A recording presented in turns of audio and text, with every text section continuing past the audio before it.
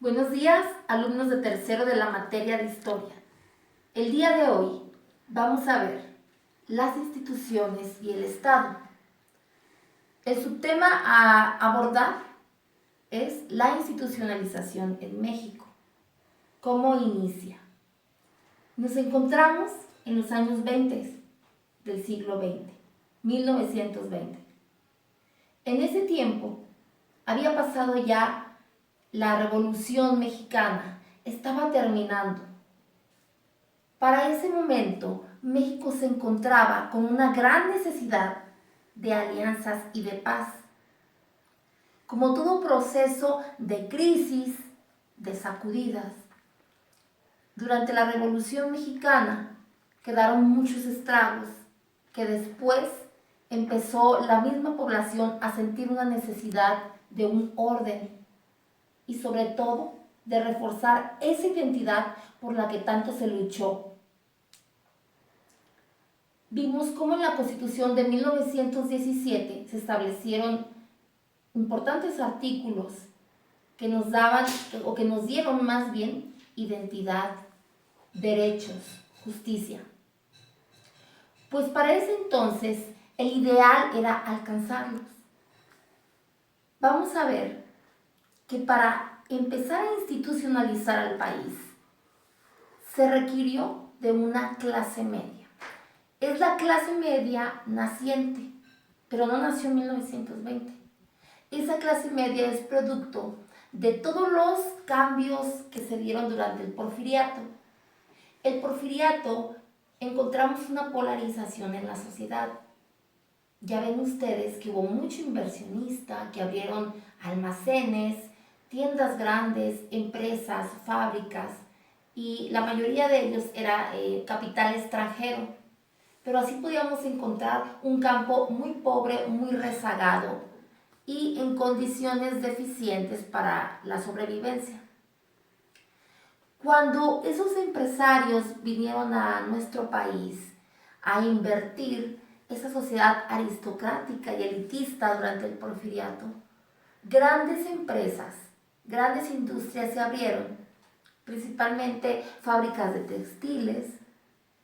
Empezaron a hacer producción masiva, producción en serie, y las personas que se encontraban en el campo se mudaron a la ciudad. Eso hizo que el campo todavía estuviera más abandonado y que la mano de obra en México, fuera pagada muy limitadamente. Sin embargo, la demanda era muy grande. ¿Por qué? Porque había mucha inversión. Así como había mucha inversión en la obra pública, mucha gente trabajando. También había mucha inversión en las instituciones o, digamos, algunas dependencias del gobierno. Esas personas que llegaron a trabajar en esos puestos intermedios, incluso la clase obrera que nació, fue la clase obrera la que se fue reforzándose y de alguna manera los jefes, los intermedios llegaron a una clase media, así como los funcionarios públicos, así como los empleados.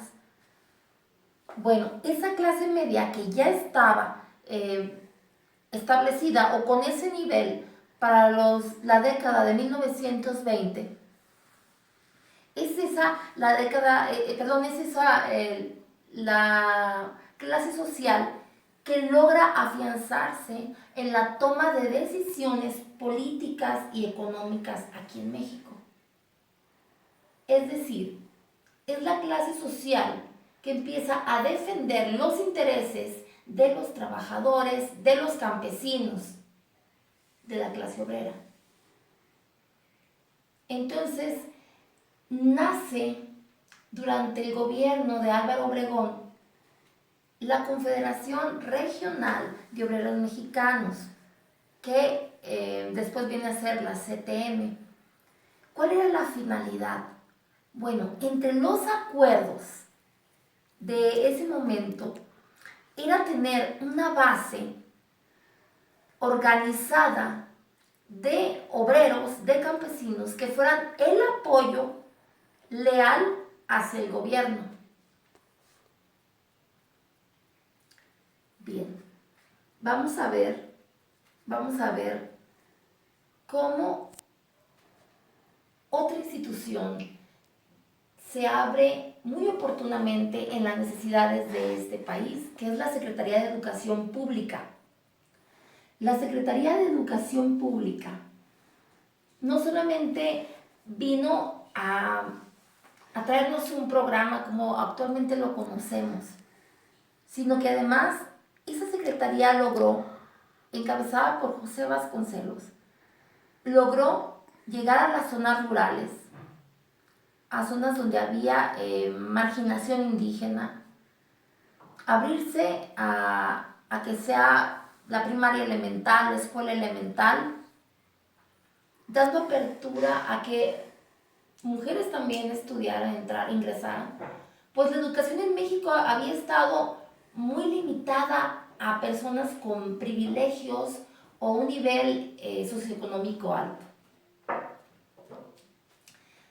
Bueno, algo que quiero que entiendas es que en México gradualmente la institucionalización, es decir, el nacimiento de instituciones para lograr la paz y el desarrollo, se fue dando, y vamos a ver en las siguientes clases cómo demás instituciones empiezan a tener un impacto muy positivo en el país. Por lo pronto vimos esas dos instituciones representadas por campesinos y por obreros, y por otro lado la naciente Secretaría de la Educación Pública. Algo que vas a ver en tus guías, vas a ver a Diego Rivera, porque el muralismo mexicano es precisamente una de las cosas que vienen a enseñarnos esa capacidad artística para representar nuestra identidad nacional. Así como él, vamos a ver a otros muralistas. Pero bueno, lo vamos a dejar para la siguiente clase. Hasta luego.